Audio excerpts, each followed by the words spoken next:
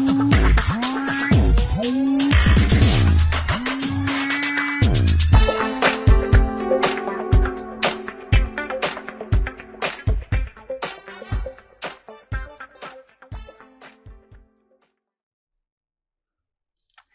hello and welcome to the Gathering Place. I hope everyone is doing well.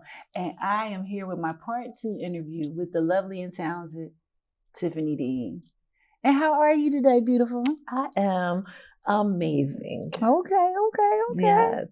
Anybody can be good. Mm-hmm. You know, and that's the patent answer everyone gives. Oh, I'm good. I'm good. No, life is more than good. Yeah. I am amazing. So tell me, why is this so amazing for you right now? I woke up this morning. Okay. It was that's right. That was an amazing event in itself. The whole world should be celebrating right along with me. Exactly. With me and themselves for waking up, okay? That part. That's first and foremost.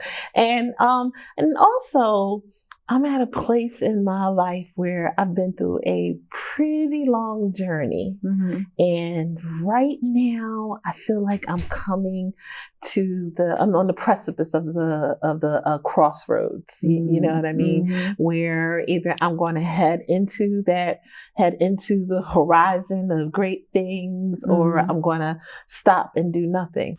So you said you were doing your journey. Yeah, I'm at this place in my life where I'm on the precipice of a crossroads, where either I'm going to cross the road and into this wonderful vision that has been created for me, that's been set up since I was born, that I just ain't make it to yet, right? Or either I'm gonna stop right where I'm at and I'm not gonna go anywhere. Okay. You know, and I'm going somewhere. Okay. So I'm going to walk across the street. All right. I'm going with you. You go, come on. Because I want to see what's over there. Yes, you need to come over there. Because Okay. I feel like you're part. I feel like we're both at that place too. It's time, man. Yeah, it's time. It's so everybody, I know her. I know her.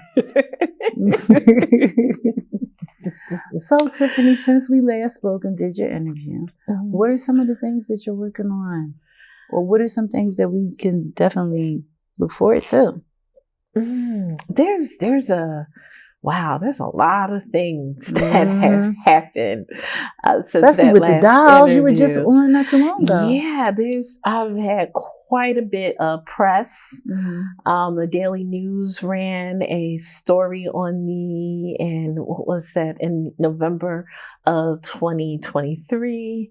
And then CBS did a story on me for Black History Month in 2024 for me on my dolls. Also did an interview with WHYY on the show In the Know. Okay. They did a story on me, and then also ABC, Philly. Oh wow, the show comes on Saturdays. I cannot think of the name of it, but ABC did an interview with me featuring my dolls. I've been traveling. Good. Oh wow! I was a featured artist at a Black Doll show in Texas. There has been, as a matter of fact, I just this past December, Fox 29 with Mike and Alex. I went on there, and then also they did a half an hour segment with me for Black History Month this year with Hank on Fox 29. So wow, that's wonderful. Yeah. Woo, and you hot, mama. That's just the doll stuff. So I know. Yeah. Because I could go on, because, as I mentioned before, I'm a multidisciplinary griot. Yes. Griot. Everybody, people been telling me I've been saying the word wrong. It don't matter because that's who I am. Okay. Okay. As long as you know who she is. I know. I do a lot of stuff. Yeah. And people tell you focus on one thing, and then when you master that, then you go to the next thing. But you can't when those things are you. Right. You know it's what I all mean? part of your And identity. I'm a griot, which means I tell stories the way stories want to be told. So that's if I'm picking up a piece of canvas. Wow, because I did a waffles and wine art show as well. Like I've done a lot of stuff, I'm telling y'all. And that's whether or not I pick up a canvas or I create a doll or I write a play or a book or performing on stage. Like all of it is about telling stories. And since I've been given so many different gifts of ways to tell stories, I can't focus on one. Because they come at you in so many different ways. Yeah. And you feel like you got to get it out. You got to get it off you because somebody needs to hear it. Exactly. So it sounds like you're listening. You're intuitive in a lot of ways. So you allow yourself to be creative in that fashion. Yes. So you start manifesting it. That's funny. Allow. That's my word for the year. That is, you know, like in the beginning of the year, I like to pick out a certain word that I'm going to focus on, you know, and allow is one of those things, you know, I'm allowing greatness in my life. You know, I'm allowing grace in my life. I'm, you know, allowing abundance in my life. I'm allowing the things that God would have for me to come into manifestation into your life because we block all kinds of stuff. Yes, we do. So allowing to allow is like a really big word. And I think it allows you to have room for the growth. A lot of times people don't allow themselves to grow because they're so busy like, I got to do this, I got to do that. But if you allow it, then it's an easy flow. It's an easy flow. Their energy is different. And then the connects come because the energy is there because you allowed it. You let the flow. Be who you are and walk into that specific purpose of who you are. It's so important. Like I can't stress that enough. It's peaceful. And if enough people walk into who they are, then more people will walk into who they are because they see you doing it or they see me doing it. And then they continue to do it themselves. And that's what I live by. That's who I am 100%. I am, you know, not do as I say and not as I do. No, do as I do. You know what I mean? All the same. Just do as I do, whether it's the good stuff and the bad stuff, because lessons are learned in the bad stuff. So you can't just scoff that stuff off. I'm not going to go hide behind the screen just because I made a mistake. I'm going to tell you, I made a mistake. Don't do that. If you can avoid it. You know what I mean? Yeah. And just be who you are. Yeah. Pretty much. And then also, like, for me, it's about folks not feeling like they're alone. You know what I mean? I live my life not just for me. I live it for you too. I live it for people I don't even know. Yeah. You know what I mean? And that's a part of like the intuitiveness that you were talking about, that I'm living for all these different people because they need to understand that they're not alone and they can keep on walking as well. They could step into their purpose. You know, they could see, oh, well, she went through that too. It's relatable. Wow, I could do that. You know what I mean? And make it relatable. And I think that is why abundance is upon me right now in my life, because there's so many people who feel like they're done. Yeah. You know, they feel like their whole life is go to work, come home, go to work, come home, watch TV, eat some food, go to sleep, get up, go to work, come home. I'm a robot. Yeah. Yes. Basically. And if they can see that that's not true in me, then maybe they can feel alive. Yeah. And they can go out and they can do their thing too. And that's how people are anyway, because they tend to follow the trend or follow somebody. Like, you know what? Like you were saying, if she can do it, then I can do it too. You know, so it makes a big difference. I even see it like I was at a rehearsal recently and I was talking to a couple of people that I haven't seen in a while. Some people were new to me and a lot of them were saying different things about why they're doing what they do. So I always wanted to know, like, what was the step that was like, you know what, I'm going to do this. Like, you may have saw somebody, but what was your gumption to actually say, you know what, this is what I want to do. And when something else comes along, you just try to stick things to the wall. Like back when I was in school, we used to take tissue and wet it and stick it to see if we could stick it to the wall. And if it stuck, if we didn't, we just do it again. Yeah. So basically, I feel like that sometimes with my own creative journey. I'm just going to see if it sticks. And if it sticks, then hello. How did I know? I don't know. It's kind of hard. I think it goes really back to that intuitiveness, because I'm really walking in who I am and who I've always been. So for me, the place that I'm at in my journey right now, it started when I was a kid. It's just that I ignored it as a kid. And the older I got, it became more and more uncomfortable to continue to ignore it. You know what I mean? So in a way, I think that it was trying to get stuck to the wall a long time ago. We're not going to get stuck right now, so hold that thought. Okay. And we'll be right back here at the Gathering Place. All right, guys, and we're right back here with the lovely, talented Tiffani Dean. And you were saying you were stuck. Something like that. Now you unstuck? Yeah. And now I'm unstuck. Yeah, because it became uncomfortable. You know, it was the paper towel sticking to the wall, and I'm looking at it. And I'm looking at it, and I'm like, but nah, I ain't ready to be stuck. Right, and I'm willing it to fall down. You know, it ain't falling down on its own. I'm willing it to happen. So, but that became harder and harder to will it to fall down. You know, it's like, and then when you think about it,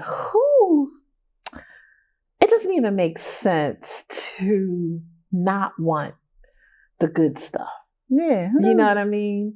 But fear will do that to you. Fear will do that. Fear will do that to you. And it just it got to a point where I was too uncomfortable to allow fear to rule me. You know, so it's either you're going to allow fear to govern what's going on, or what you're afraid of will become bigger than the fear. My destiny became bigger than my fear. Now, I'm a scaredy cat. Yeah, I remember those days. Don't get it wrong. Yes, I remember so those fear days. comes in, it be creeping in, but I'm learning to do it scared.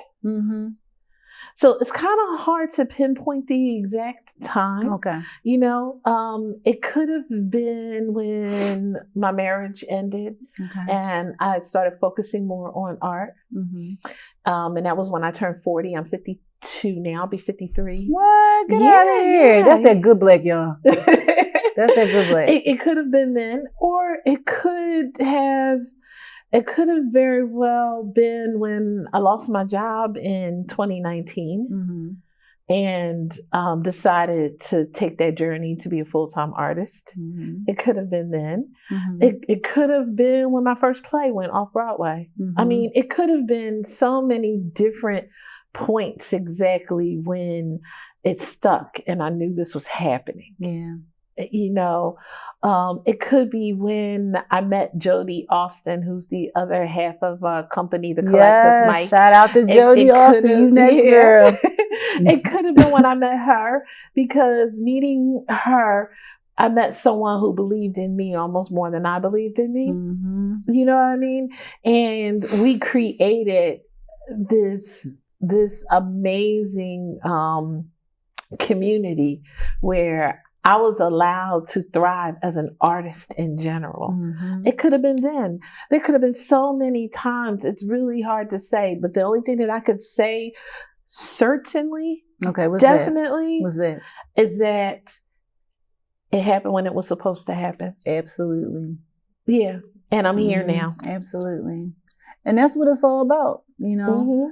Like, we be so busy doing so many things or trying to harness what it is. Like, because people, like we were saying not too long ago about how people are like, just focus on one thing and work on that and then move to the next. But it's hard. Like you said, you have been blessed with so many gifts that when something occurs and you have the opportunity, you took upon it and look what happened. Because I remember when I first met the Collective Mike, the dynamic duo, that's who they are. I was actually going for an audition for a play, and they were there. You guys were doing something there, and another person was doing something there. And I found out more about the Collective Mic. Mm-hmm. And then I auditioned, and I got to meet them, and I met all these other people. And I was like, that's not even what I came here for. Mm-hmm. But I listened and I allowed. Yeah. And it opened up the opportunities for me to be able to be more a part of other things. Mm-hmm. And that's the beauty of being a creative. That's one of the things that I'm happiest about in my life, is the things that organically happen because I have allowed myself to be in the position for them to, for it to happen. Mm-hmm. I've always been an artist. Yeah. I've been an artist since I was a small child, but the opportunities that I have as an artist across the board are just things that just fall into my lap. They just kind of happen because I'm placing myself in the position to have these things happen. You know? But if you would have just stayed still and kept your gift, like I forget what it is. I don't know. I'm just paraphrasing, but it's in the Bible, and he gave them talents. Oh yeah, and they just someone buried in the dirt, and one person pulled them in and just held on to it. Another one was sowing. Yeah. So basically, what we've been doing is sowing. Exactly. So now we're in the harvest. I tell people, especially you. I tell people all the time, your gifts are not for you. You heard that, right? If they are for you, even if that thing is for you, it being for you is such a tiny part of your gift. It's such a tiny part. If you're being healed by a gift that you received, it's meant for you, someone else to get healed as well. You're only a portion of it. So you can't have a gift and just sit on it and say, this was just for me. Yeah. No, it wasn't. No, it wasn't. It wasn't just for you. It was for you and somebody else to get a breakthrough too. And it's so great. It's so great. I remember interviewing one of your actors recently, and I watched this young man grow. He was 6 when he first started performing. Yeah, he was and now young. He's what, 17, 18 years old, taller than both of us. 17, he's 6'4". Yeah. Robert Dobson. Yes, Robert Dobson. Yeah. And he is amazing. And so eloquently he talks and carries himself, and he loves what he do to the point that he's getting other people to be a part of it. Yeah, he is. He's a theatrical scholar. Yes. But then his school, he is, But he got those steps, the organization, the professionalism, everything, by being in the environment and you allowing yourself to share and him allowing himself to learn. Yeah. And now. Yeah, I remember Robbie did, he's done other plays with us, little, but he was about 10. He was about 10 and he did It's Not My Fault, which is a play about, it was written in response to the Me Too movement. And it was about compilation of stories of both male and females who were sexually assaulted or molested and did not tell, or who were convinced not to take it further. And he played in that play. And I think that was his biggest part as a kid. Yeah. That he played, and he knocked it out the park. Like, he was the only child with all these adults tackling this really heavy subject. You know what I mean? And he was amazing. He was amazing. Yeah, that was my first time meeting him. I love him. That makes me feel good too, though, as a griot. It really does. It's bringing the stories out of other people. Exactly. It's watching their journeys as well. So, when we had talked about the dolls, we do have the Collective Mic Productions, and that started off as an artist support group. Okay. Where we really just gave people an opportunity to learn and grow within their art, specifically poetry. originally. Mm-hmm. And then Jody and I went out and supported everybody. Mm-hmm. You know what I mean? We went out and we supported everybody. We had open mics. Mm-hmm. Our open mic gave a platform for so many people who started their career either in theater or poetry. You know what I mean? And gave that open. And we were there to cheer them on all the way. And then it went from the open mics to theater, and where we would create opportunities. You know, we've produced plays in New York, in LA, in Atlanta, in Baltimore, and you know what I mean, all these different places. And in almost every scenario, if we were allowed to bring our cast, we were always given the option of casting in New York or casting in LA or whatever. If we were allowed to bring our cast, we brought our cast with us, because it's all about, like I said, our art isn't just for us. Excuse me, I'm sorry. We're creating opportunities for other people as well. I love it. So I got to see people step on stage in New York for the first time who never did it before. Right. You know what I mean? And it was facing their fears and moving forward in their creative journey. Getting on the airplane and traveling to LA for the first time and doing it as an actor. It's awesome. And we'll be right back, so hold that thought. Okay. And we're back right here at the Gathering Place. And you were saying that about the theater experience. So tell me, what some of the things have you done within the theater experience? Yeah, since I was here last, oh, wow, I'm trying to think. It's been so much. We've done the Atlanta Black Theater Festival. Okay. Yeah, we just did. Matter of fact, we won an award at the Atlanta Black Theater Festival. Yeah, for a short film that I was the assistant director. Jody directed, called She Speaks Not, and we did win an award, but we also presented a play there. We've done the International Black Theater Festival just this past summer. The Shoebox Theater Festival here in Philly at Venice Island Performing Arts Center.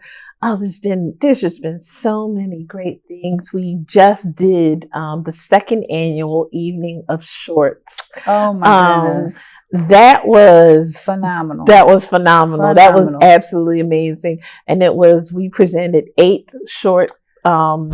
It's crazy because it was 8 of them. And I was like, okay, when I looked at it, I was like, wait a minute. Yeah. I thought it was going to be like 4 or 5. No, it was 8 of them. And the one and only fabulous Ursula Rucker. She graced our stage.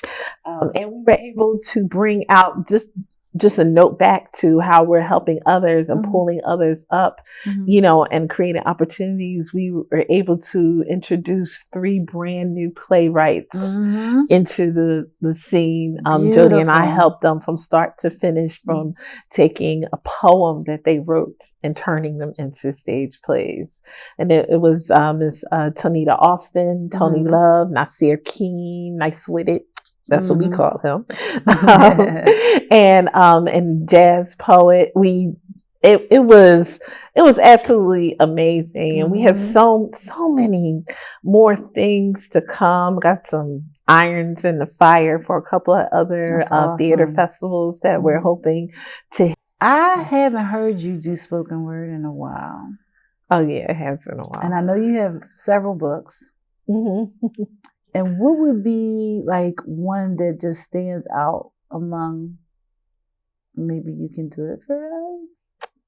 Yeah, you know what? And then and I'm going to read today. Okay, great. Yeah, I'm gonna read it. I'm going to read one today. You guys are in such for a treat. Oh my gosh. So I had a chapbook called La Diva Noir Speaks. And I'm gonna be honest with y'all. I wrote this book in 2015 and I never promoted it. I never put it out. Yeah. Matter of fact, I still got a ton of copies at home because I didn't even try to sell it. Okay. Well, y'all better hit her up to find out about this book. But that is okay because we will be reissuing this book. The title is going to be changed a little bit different, but it'll have the same works in it because there may be a handful of people who have the book, but there'll be some other pieces that will be added into it, and it's going to be released later on in 2025. Okay. So I'm going to share a piece from it. Okay. I loved it. This is called The Depth of Life. I never envisioned myself as a shallow piece of paper to be folded up and placed in your back pocket. I always envisioned my depth being measured in phantoms, my heart alone equaling volumes, yet here I am being reduced to something as insignificant as a piece of paper. Easily tattered and torn, each cross with each fold weakening my resolve. Every 3 a.m. call for my corners to scratch or itch, my edges moistened by each tear when you leave me to return to her. My fiber becoming threadbare. Words written on the page are the only proof of my existence begin to fade, and when they're all gone, where will I be? Left here to refortify with makeup, rewrite my story in lipstick, to put on a pretty facade, all so that you can come back and smudge my existence once again. I want to be deep again. I want to flow like the ocean for miles and miles, with the shore being my only boundary. Sturdy, unbending, pain passing through me like water. The water with your charmed oil will not mix with, leaving you to float on my surface. God, please wipe this away, or make me like the tree with impenetrable roots. The source of the element, paper, but not lacking depth. Place my heart in the core of the trunk, hidden away by the rings of age and wisdom, and you can carve my name into the bark like a tattoo, a lesson learned to never, ever be revisited. I want my presence to be large, too large, to ever be set aside and forgotten, or folded and placed in your back pocket. I felt that. I was picturing things as you were saying it. It was really good. It made me feel the words when you speak. That's one thing I love when I hear you read. I heard a young lady recently, and she kind of, I forget the word, like, what is it? The cadence. She reminded me of you. Really? She did. And the more and more you were speaking, I was like, that sounds like Tiffani. But thank you so much. Thank you just for coming and sharing your story and your journey. And I look forward to more. I really